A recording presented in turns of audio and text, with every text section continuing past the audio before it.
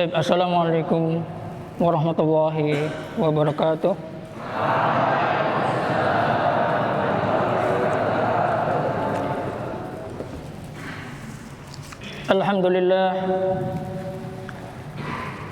Alhamdulillahi rabbil alamin. Wa afdalu salati wa atammu taslim ala nabiyina al-hadi al-amin al-mab'uthi rahmatan lil alamin Muhammad sallallahu alaihi wasallam wa ala alihi wa ashabihi wa man tabi'ahum bi ihsanin ila yaumiddin. Amma ba'd. Fa ikhwatal kiram, talabatal ilmi azani Allah wa iyyakum jami'an. Alhamdulillah, pada kesempatan yang mulia ini kita masih diberikan oleh Allah Subhanahu wa taala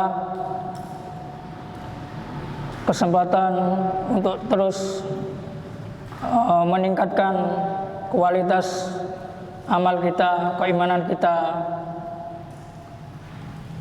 dan selalu memperbaharui niat kita dalam rangka menuntut ilmu karena Allah Subhanahu wa taala. Dan tidak lupa salawat serta salam semoga tercurahkan kepada Nabi kita Nabi Muhammad sallallahu alaihi wasallam, kepada keluarga, sahabat dan para pengikutnya pada hari kiamat kelak.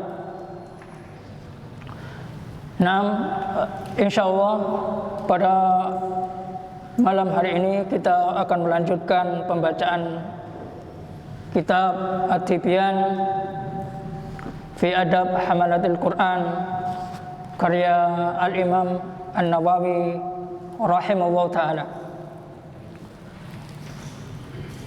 Sebelum pelajaran kita dimulai, pembacaan kita dimulai,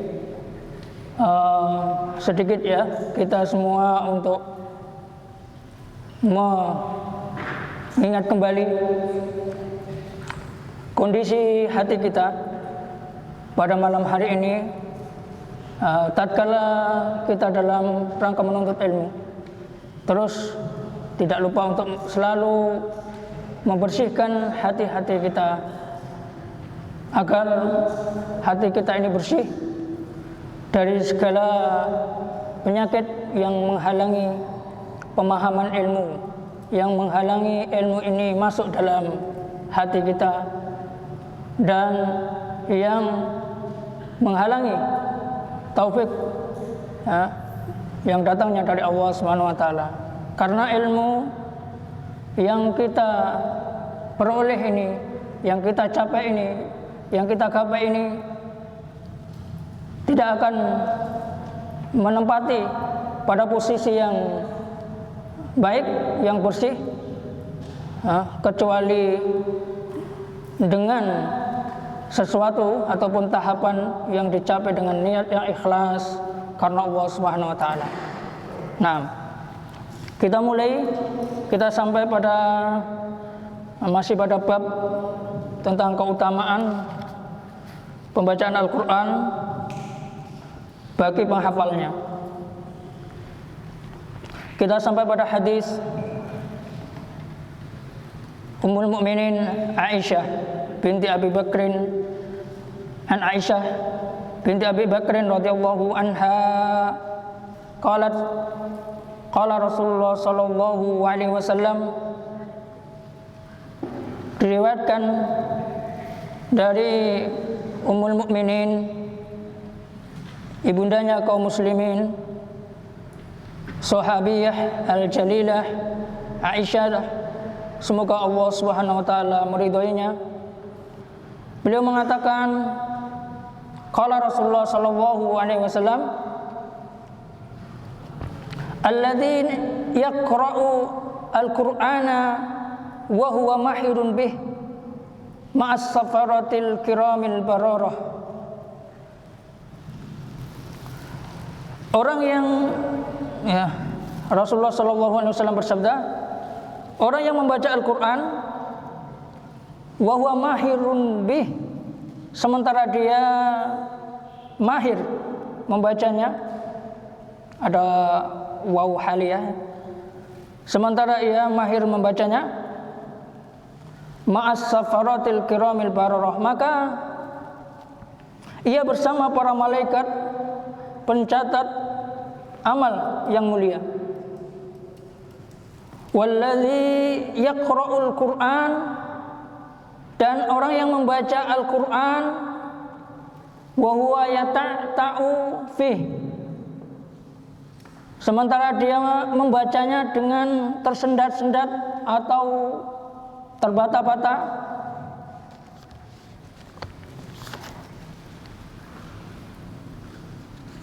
Wa huwa yata'u fihi, sementara membacanya dalam kondisi terbata-bata atau tersendat-sendat. Wa huwa alaihi syaqqun, dan terasa berat olehnya. Lahu ajron, maka dia memiliki dua pahala.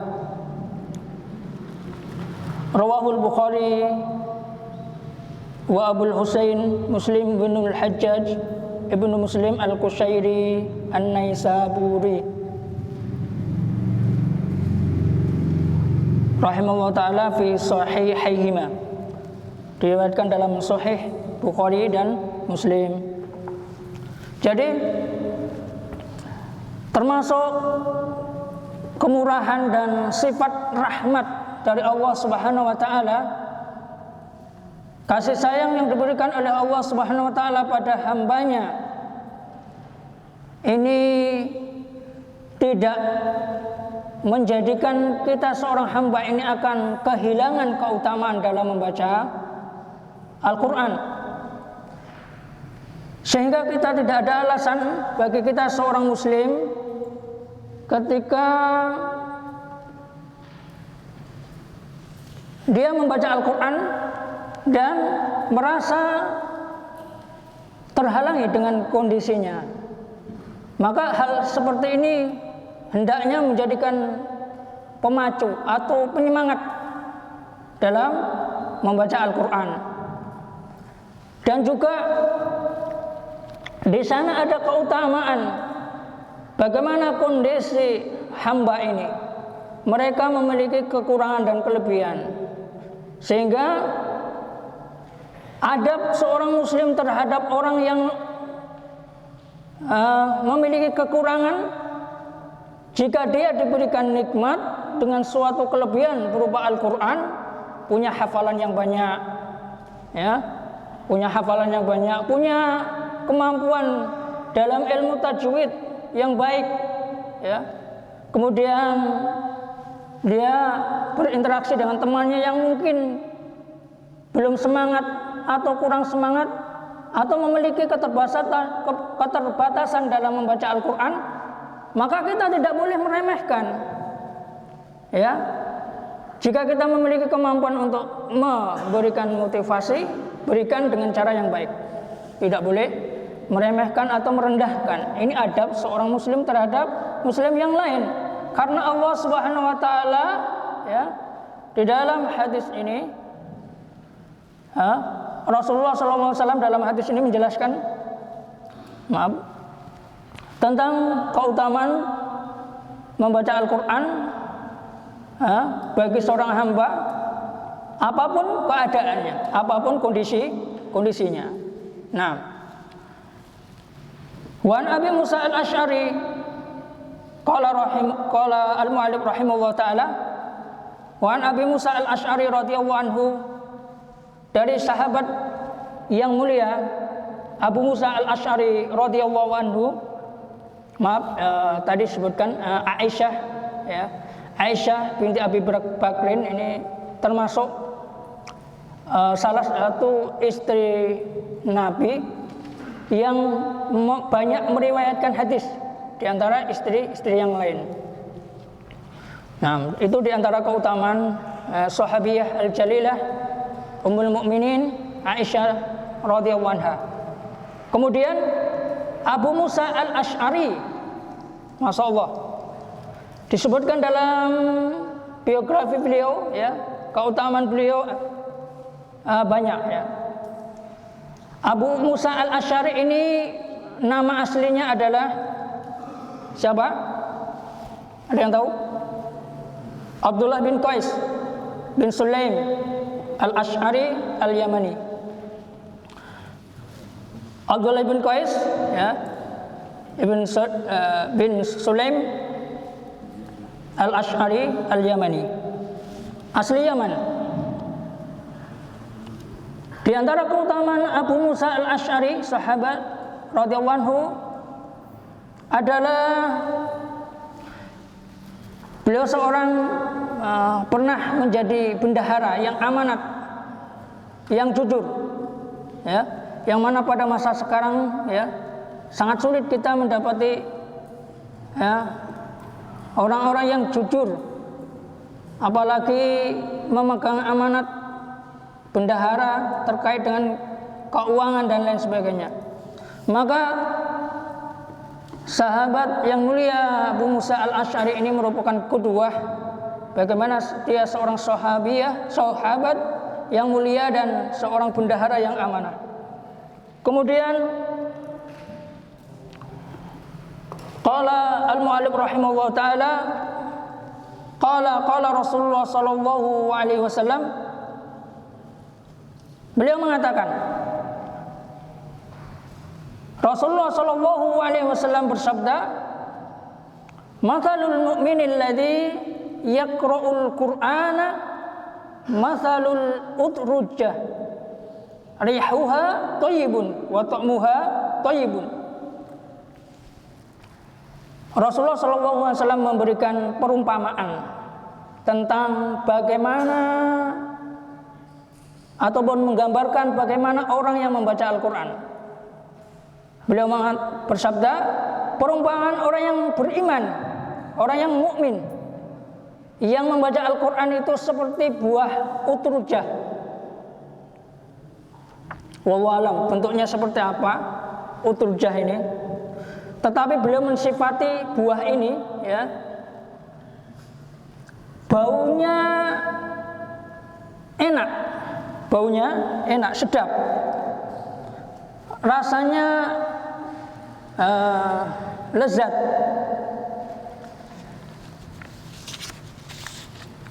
Ya, seperti buah utrujah yang baunya harum dan rasanya enak. Itu perumpamaan orang yang membaca Al-Qur'an. Ini menunjukkan bagaimana kita, ya, dalam membaca Al-Qur'an itu supaya kita memiliki keutamaan seperti buah utrujah tentunya tidak mudah, ya, tidak mudah. Baunya masya Allah, ya, kemudian rasanya, ya, kita lihat orang-orang yang membaca Al-Quran, masya Allah, ucapannya indah, selalu melantunkan ayat-ayat Al-Quran, kemudian muamalahnya dengan temannya, ya, ini penggambaran seorang yang membaca Al-Quran, diamalkan baik secara hati, lisan, dan keyakinan. Itu keutamaan orang yang membaca Al-Quran. Lalu bagaimana bagi orang-orang yang tidak memiliki sifat tersebut? Tentunya yang harus diperhatikan adalah tahapan-tahapan dalam belajar ilmu, supaya kita itu memiliki mendapatkan keutamaan membaca Al-Quran sebagaimana yang digambarkan oleh Rasulullah SAW dalam hadis ini. Kemudian qala al-mu'allif rahimahullah taala, Rasulullah SAW melanjutkan, wa matsalul mu'minil ladzi la yaqra'ul Qur'an matsalul tamrah la riha laha wa ta'muha khulwun. Perhatikan, perumpamaan orang mukmin yang tidak membaca Al-Quran adalah seperti kurma yang tidak ada baunya dan rasanya manis. Seperti apa? Kurma yang tidak ada baunya dan rasanya manis.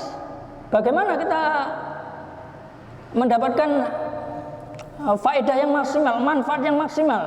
Ya, tentunya berbeda yang di atas tadi. Ya, ini penggambaran bagaimana seorang mukmin kurang perhatian terhadap kitab Al-Quran. Maka kita sebagai seorang penuntut ilmu, setelah membaca hadis ini, harus ada keinginan yang kuat, ihtimam al-qawi, perhatian yang penuh untuk selalu menjaga adab-adab membaca Al-Quran. Karena ini simatnya seorang penuntut ilmu, selalu dekat dengan Al-Quran. Simat atau tanda seorang mukmin, ya, selalu dekat dengan Al-Quran. Kemudian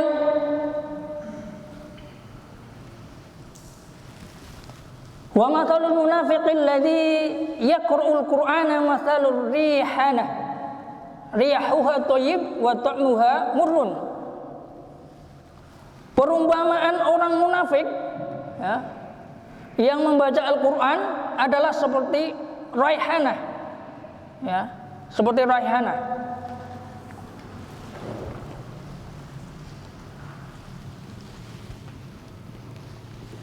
Raihanah ini semacam bunga, ya, bunga raihanah. Bentuknya seperti apa? Wallahu a'lam.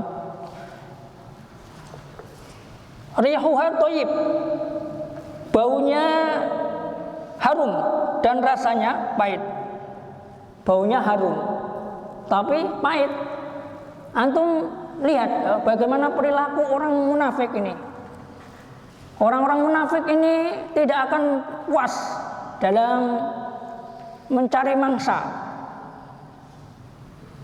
Kalau di depan itu Masya Allah penampilannya, interaksinya, ya, mukanya Masya Allah selalu mengumbar senyum. Tapi di belakang, wah, Masya Allah, Subhanallah, ya.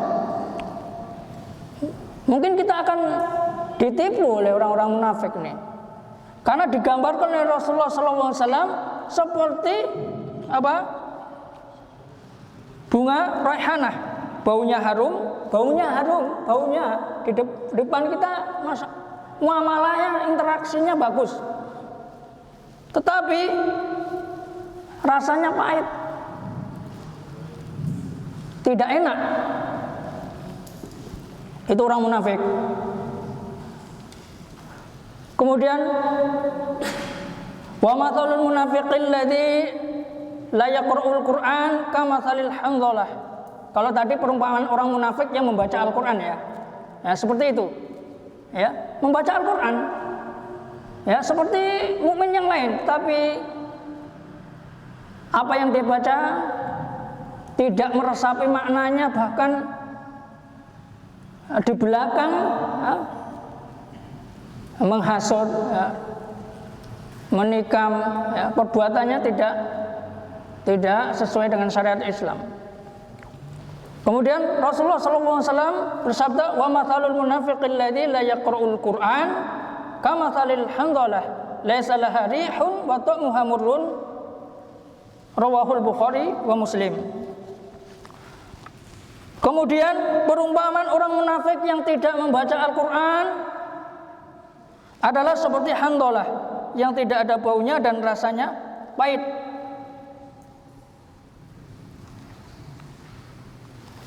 Handhalah ini semacam putra wali kalau di sini. Kalau di sini di kitab saya yang kuning diartikan putra wali karena pahit.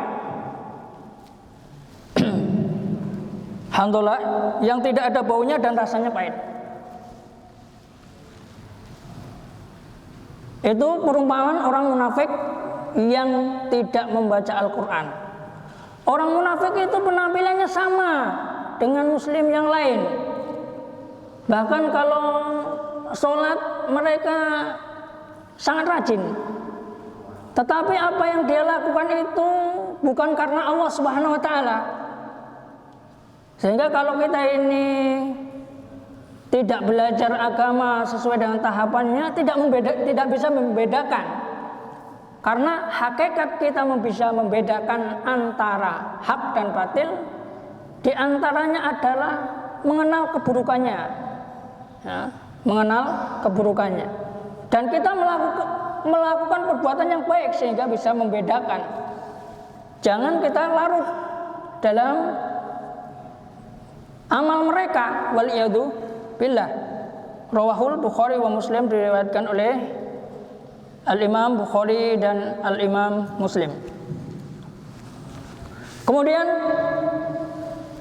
selanjutnya qala al-mu'allif rahimahullah ta'ala wa an Umar bin al-Khattab radhiyallahu ta'ala anhu anna nabiyya sallallahu alaihi wasallam qala inna Allah ta'ala yarfa'u bihadzal kitabi aqwaman wa yad'u bihi akharin, rawahu Muslim.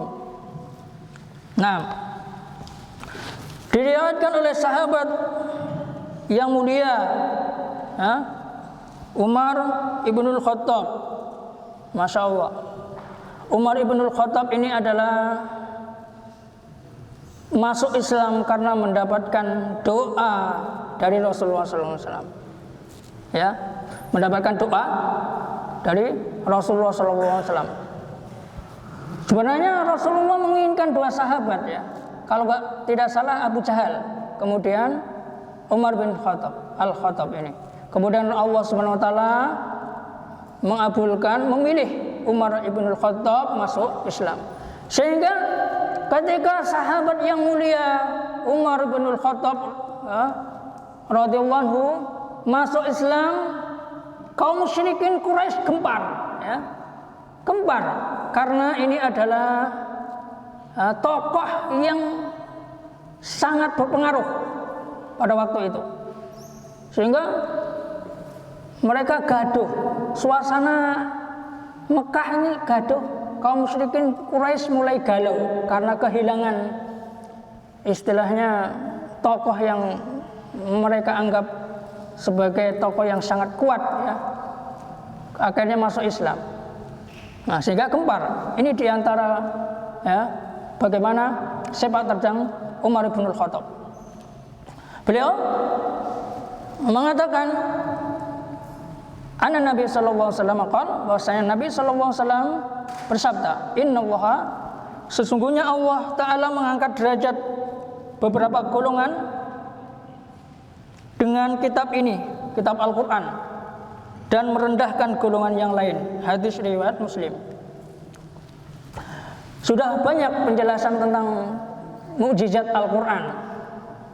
Dan mukjizat Al-Qur'an ini mukjizat abadi. Al-Quran akan selalu ada sampai hari kiamat. Dan itu akan termasuk salah satu bukti Al-Quran ini melebihi kitab-kitab yang lain, ya, kitab Injil, Taurat, Zabur dan lain sebagainya. Itu diungguli Al-Quran, dan Al-Quran tidak bisa dikalahkan dan merendahkan golongan yang lain. Seseorang yang membaca Al-Quran, dia akan mendapatkan keutamaan, ya, yang keutamaannya, ya, tentunya berbeda dengan orang-orang yang tidak membaca Al-Quran, apalagi, ya, mengabaikan tentang keutamaan Al-Quran ini. Nah, kemudian qala al-mu'allif rahimahullahu ta'ala wa an Abi Umamah al-Bahili radhiyallahu anhu qala sami'tu Rasulullah sallallahu alaihi wasallam yaqul iqra'ul Qur'ana fa innahu ya'ti yaumal qiyamah syafihan li ashabihi, rawahu Muslim. Baik. Abu Umamah Al-Bahili, ya, radhiyallahu anhu, beliau mengatakan, saya mendengar Rasulullah sallallahu alaihi wasallam bersabda, bacalah Al-Quran, bacalah Al-Quran, karena Al-Quran ini akan datang pada hari kiamat memberi syafaat bagi pembacanya. Hadis riwayat Muslim. Di antara keutamaan membaca Al-Quran adalah Al-Quran ini nanti akan menjadi penolong bagi kita di hari kiamat. Mudah-mudahan Allah SWT memberikan kemudahan dan taufik kepada kita semua untuk mendapatkan keutamaan dan mendapatkan pertolongan pada hari kiamat kelak melalui Al-Quran. Amin. Kemudian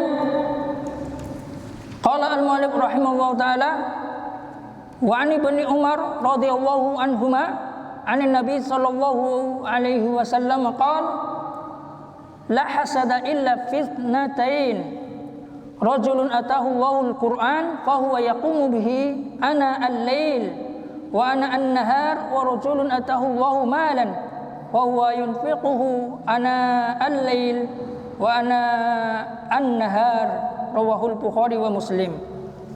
Nah, diriwayatkan dari Ibnu Umar dari Nabi sallallahu alaihi wasallam, beliau bersabda, tidak boleh hasad kecuali, tidak boleh iri dengki kecuali dua perkara, yakni seorang lelaki yang dianugerahi Allah pengetahuan tentang Al-Quran, lalu dia mengamalkannya sepanjang malam dan siang, dan seorang yang dianugerahi Allah harta, lalu dia menafkahkannya sepanjang malam dan siang. Hadis riwayat Bukhari dan Muslim. Perhatikan hadis ini. Beliau al-mu'allif rahimahullah ta'ala menukil hadis ini dalam bab keutamaan membaca Al-Quran. Karena untuk memberikan motivasi pada kita bahwasanya kita ini boleh iri, harus cemburu ketika ada seseorang yang bersemangat membaca Al-Quran. Kita ini diperintahkan, kita ini ada keutamaan untuk iri dalam hal berlomba-lomba meraih keutamaan Al-Quran.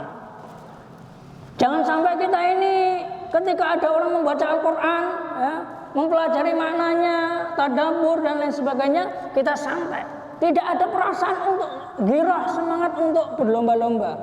Sehingga beliau rahimahullah ta'ala mencantumkan hadis ini supaya kita tahu bahwasanya hal yang semacam ini boleh kita hasad dalam kebaikan. Kebaikannya apa? Nah, seorang yang dianugerahi ilmu tentang Al-Quran, boleh kalau ada orang yang dapat punya pengetahuan Al-Quran, mengamalkan dan bahkan punya hafalan, adab-adabnya yang bagus, terutama adab. Berapa banyak penghafal Al-Quran tapi tidak melalui adab yang baik, juga kurang bagus. Adabnya bagus, hafalannya bagus, pengamalannya dalam mentadaburi Al-Quran juga lebih baik. Ini harus kita cemburu, boleh kita hasadnya untuk supaya hati kita, diri kita itu semangat ingin berlomba-lomba gitu, bukan hasadnya menghilangkan nikmat dia. Oh, dia penghafal Al-Quran, saya kerjain. Nah, itu yang dianjurkan. Maksudnya hasad iri hati ini maksudnya supaya kita termotivasi dengan adanya orang yang mendapatkan anugerah pengetahuan tentang Al-Quran dan harta dalam rangka nafkah atau sedekah karena Allah Subhanahu wa taala. Itu. Karena terkait dengan hasad ini sedikit menyimpang. Dendam, dengki, marah, kecewa ini harus kita benar-benar pahami dalam kehidupan kita. Jangan sampai kita ini punya hasad dengan temannya punya hafalan, tidak suka, kemudian dia punya keinginan untuk menjatuhkan supaya dia tidak mendapatkan keutamaan Al-Quran. itu bukan adab yang baik, dan dia akan mendapatkan masalah di kemudian hari. Karena apa? Kuncinya seseorang ketika dia mengalami suasana dalam hatinya itu kegundahan, itu karena jiwanya belum siap ketika menuntut ilmu. Barangkali dia punya riwayat, ya, punya masalah sebelum mondok. Masalah itu berlarut-larut, belum dibersihkan, belum ditaubati, akhirnya dibawa ke pondok. Ketika menghadapi suatu masalah, dia berasumsi, bahkan dalam batinnya seakan-akan orang yang bermasalah dengan dia sama seperti ketika dia punya masalah sebelumnya. Cara menyikapi orang lain seperti itu. Nah, ini harus dibersihkan, harus ridho, maaf, taubat, jangan diteruskan. Karena kalau kita teruskan akan menjadi penyakit. Penyakitnya bisa fisik, ya, bisa sakit, ya. Organ kita, tubuh kita menjadi lemah, imunitas lemah, ya. Banyak. Belum nanti psikisnya, kalau psikis hasad ini terus mengendap dalam jiwa, nanti ada yang intervensi. Ya, intervensinya ini gangguan, namanya bisa mudah terpengaruh dengan gangguan jin. Karena jin itu akan masuk dalam tubuh kita ketika tubuh seseorang, ketika seseorang itu memiliki emosional negatif yang berlebih.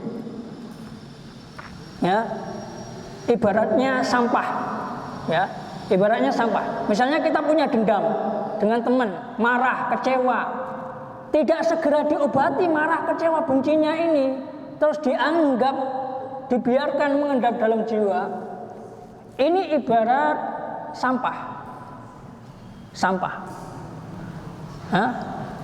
Kemudian sampah ini apa? Sampah ini biasanya akan didatangi lalat, benar tidak? Kalau antum ke luar sana, tempat sampah, antum perhatikan, ada sampah, ada lalat, ya, seperti itu. Nah, gangguan jin, sihir, ya, setan, ya, itu seperti lalat, Apa yang kita lakukan ketika mengusir lalat? Apakah antum terus-menerus menebas-nebas tangan kita ketika ada lalat lewat? Capek. Padahal lalat itu dia agresif, berputar-putar. Yang kita lakukan adalah membersihkan sampah itu. Kalau sampahnya bersih, lalatnya akan pergi tanpa kita usir. Sama dengan kondisi jiwa kita. Kalau kita itu masih mempertahankan rasa kecewa kita, dendam kita, marah kita, masalah kita dengan teman-teman, ya, tidak kita bersihkan, kita tidak taubati, banyak istighfar, ya, dan masih mengendap dalam jiwa, maka akan mudah diganggu jin, mudah psikisnya akan merusak organ tubuhnya. Waliyadzubillah. Maka yang kita lakukan, hindari emosional negatif yang berlebih, agar kita akan semakin kuat, mentalitas kuat, dan selalu berdoa kepada Allah Subhanahu wa taala. Nah, kemudian qala al-mu'allif rahimahullahu taala wa rawainahu aidan min riwayati Abdullah bin Mas'udin radhiyallahu anhu bilabdin la hasada illa fisnatain rajulun atahu Allahu malan fasallatahu ala halakatihi fil haqqi wa rajulun atahu Allahu hikmatan huwa yaqdi biha wa yu'allimuha. Rawahul Bukhari. Kemudian kami riwayatkan pula dari Abdullah bin Mas'ud radhiyallahu anhu dengan lafaz la hasada illa fisnatain. Tidak boleh ada hasad kecuali dalam dua perkara. seorang lelaki yang dianugerahi harta, dianugerahi Allah Subhanahu wa taala harta lalu membelanjakannya di jalan yang benar, dan seorang lelaki yang dianugerahi al-hikmah, ilmu, lalu memutuskan perkara dengannya dan mengajarkannya. Maksudnya Al-Qur'an. Maksudnya Al-Qur'an. Ini diantara keutamaan ya. Keutamaan membaca Al-Qur'an, mengamalkan dan mentadaburinya. Qala al-Malik rahimahullah taala wa an Abdullah bin Mas'ud wa an Abdullah bin Mas'ud radhiyallahu anhu qala Rasulullah sallallahu alaihi wasallam man qara'a harfan min kitabillahi ta'ala falahu bihi hasanatun wal hasanatu bi asyri amsalha la aqulu alif lam mim harfun walakin alifun harfun wa lamun harfun wa mimun harfun. Rawahu Abu Isa Muhammad ibn Isa At-Tirmidzi rahimahullah taala wa qala haditsun hasan sahih. Diriwayatkan dari Abdullah bin Mas'ud, ia berkata radhiyallahu anhu, Rasulullah sallallahu alaihi wasallam bersabda, barang siapa yang membaca satu huruf dari kitabullah ya, maka ia mendapatkan satu kebajikan, sedangkan satu kebajikan dibalas 10 kali lipat. Kata Rasul, aku tidak mengatakan alif lam mim itu satu huruf ya, tetapi alif satu huruf, lam satu huruf, dan mim satu huruf. Hadis riwayat Abu Isa Muhammad bin Isa At-Tirmidzi, beliau mengatakan hadis hasan sahih. Beliau mengatakan hadis hasan, afwan. Kemudian wa an Ibnu Abbas radhiyallahu anhuma, Abdullah bin Abbas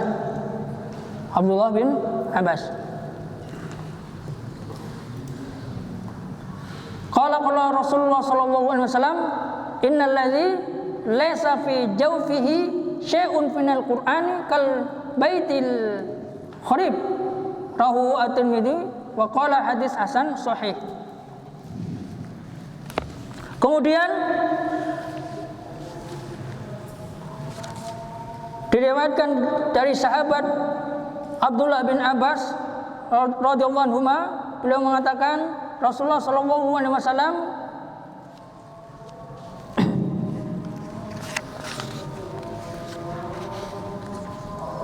beliau mengatakan Rasulullah sallallahu alaihi wasallam bersabda,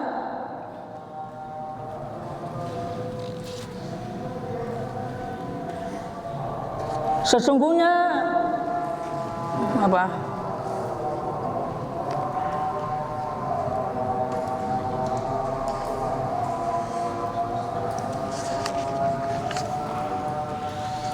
Udah kita cukupkan sekian ya. Insyaallah lanjut pada pertemuan selanjutnya. Awal afu minkum, apabila ada salah kata atau hal yang kurang berkenan, saya minta maaf. Mudah-mudahan Allah Subhanahu wa taala memaafkan kekhilafan ana. Wallahu a'lam bishawab. Naktafi bihadzal qadar bi doa kafaratul majlis. Subhanakallahumma wa bihamdika asyhadu an la ilaha illa anta astaghfiruka wa atubu ilaik. Wa jazakumullahu khairan katsira. Assalamualaikum warahmatullahi wabarakatuh.